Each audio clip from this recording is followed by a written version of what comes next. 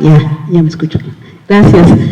Primeramente quiero agradecer a la Congregación Salesiana, a los organizadores de este importante encuentro, las Inspectorías Salesianas de Argentina, Norte y Sur, la Inspectoría Salesiana de Ecuador, las Universidades Salesianas de Argentina y la Politécnica Salesiana de Ecuador, al Instituto Superior Juan XXIII de Argentina, y muy especialmente a José Juncosa, quien ha tenido la amabilidad de pensar en mí para participar en este importante Congreso Misionero Salesiano, Entrelazando Caminos, en el que se celebran los 150 años de arribo a la Patagonia Argentina de los hijos de Don Bosco. Esta exposición que presento se relaciona en cierta forma con lo que ya expresó el doctor Juncosa en su exposición. Deseo destacar asimismo la apertura de la congregación para mi entrada en el archivo, en donde realmente me sentí como en mi casa y pude trabajar cómoda y ampliamente. Las reflexiones que pongo en diálogo con ustedes en esta oportunidad retoman y condensan buena parte de los resultados de una investigación mayor realizada para la obtención de mi tesis doctoral en Historia publicada en el año 2022 por los sellos editoriales Avia Yala, justamente, y Flaxo Ecuador, en donde realicé mis estudios, bajo el título La evangelización del pueblo shuar en la Amazonía ecuatoriana.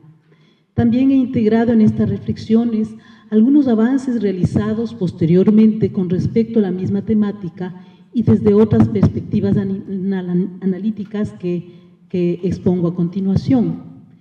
Debo indicar que no se trata de un estudio sobre los salesianos exactamente, en tanto la investigación surge con el objetivo de desentrañar la naturaleza de la dominación política en la frontera suroriental del Ecuador, y me pregunto cómo pensar y estudiar la construcción del Estado y la nación entre las poblaciones situadas en los que se han considerado los márgenes del Estado. Estos márgenes no remiten a un sentido geográfico. Se trata de espacios que muestran obstáculos para la implantación de las leyes y su articulación a las sociedades nacionales, en sitios que se erigen fuera de la ley, en condiciones de excepción, y en tal caso se administran de maneras diversas, maneras que se naturalizan como formas usuales de gobernabilidad.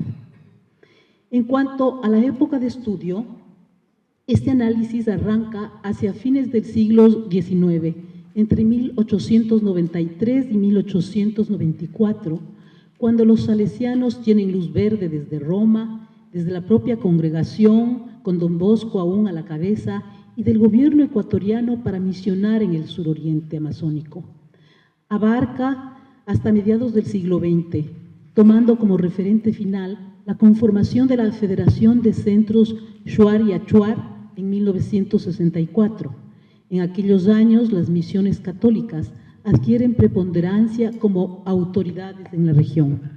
La lámina 2, por favor.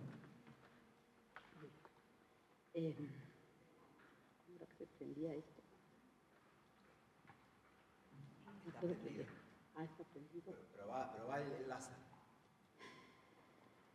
Yo me peleo con la... Bien, tenemos aquí el mapa de la división territorial del Ecuador. Muy bien, gracias. Y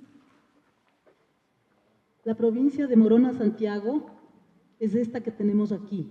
Esta es la Amazonía, esta es la provincia de Morona Santiago, acá está el límite con el Perú, que para la época se hallaba en conflicto. Teníamos guerra con el Perú, como vamos a ver más adelante. En términos espaciales, el estudio se sitúa en la actual provincia de Morona Santiago, habitada originalmente por los pueblos Shuar y Achuar, los Shuar denominados jíbaros, en un segmento de la franja de frontera entre Ecuador y Perú, en la cuenca del río Upano. El territorio permaneció en situación de disputa entre ambos países ante la falta de una demarcación limítrofe definitiva hasta fines del siglo XX. Ello sellaría ahí la historia de construcción del Estado y la nación ecuatorianos, con la aspiración de resguardar la frontera y que sus pobladores originarios participaran en este propósito, asumiendo la nacionalidad ecuatoriana. El interés por este espacio incrementó hacia la segunda mitad del siglo XIX por las riquezas de origen tropical que nutrirían el proceso global de industrialización. Deriva de allí la ambición tanto desde las provincias australes ecuatorianas como desde el Perú por ocupar aquellas áreas con potencial extractivo.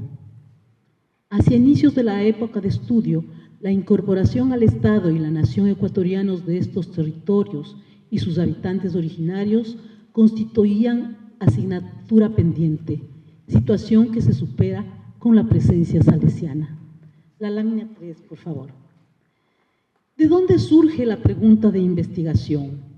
Las interrogantes a las que pretendo dar respuesta en torno a los procesos de construcción del Estado y la nación en esta zona surgen del contraste entre los discursos de dos presidentes de la República del Ecuador, entre los siglos XIX y primeras décadas del siglo XX.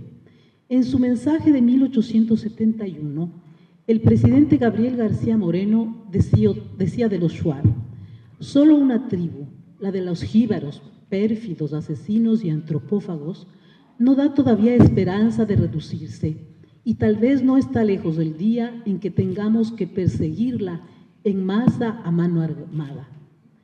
Tras 74 años, en 1944, el presidente Velasco Ibarra recalcaba, a partir de la agencia salesiana con los Shuar: porque de jíbaros feroces saben hacer hombres que hoy cantan el himno nacional del Ecuador, son profesores de sus semejantes, sienten la estética universal y tienen el concepto de patria y bandera nacional. A primera vista, García Moreno se refería a personas que no habían atravesado aún los procesos civilizatorios de los que serían objeto en lo posterior.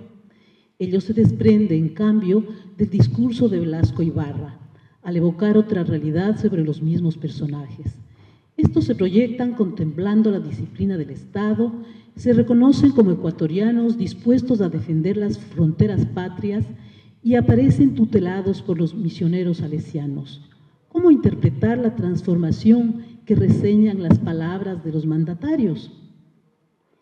En términos académicos, los resultados de esta investigación cuestionan la postura de interpretaciones que catalogan al Estado en el suroriente y en la Amazonía en general para la época de estudio como un territorio al que no se aventuraban sino viajeros temerarios, abro comillas, ¿no?, o religiosos llevados por el celo misionero.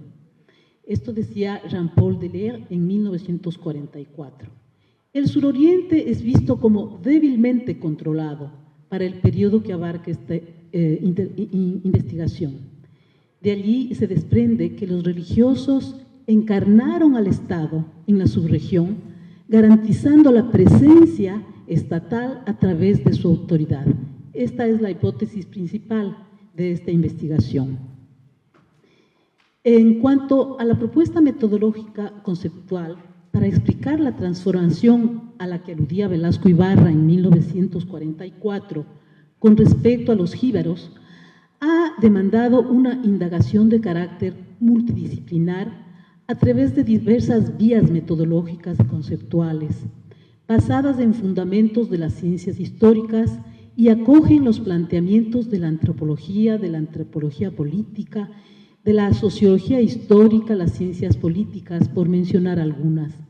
Me propongo rastrear al Estado a partir de sus efectos y con este fin me aproximo a las relaciones que se establecieron entre los religiosos católicos con los Shuar en sus puntos de encuentro más cercanos, especialmente en cuanto a las dinámicas dirigidas a los estratos más jóvenes de aquella sociedad, a quienes orienta preferentemente su acción la efectivo para el caso de estudio, la incipiència de las instituciones administrativas oficiales en el suroriente impedía percibir al Estado en su faceta material, como una burocracia dirigida desde una centralidad en la capital de la República.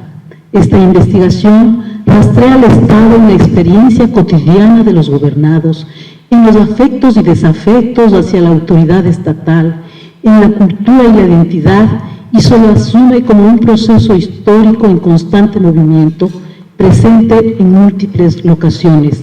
Lo que podemos observar en este seminario, la lámina cuarta, por favor, es una formación poco ortodoxa del Estado.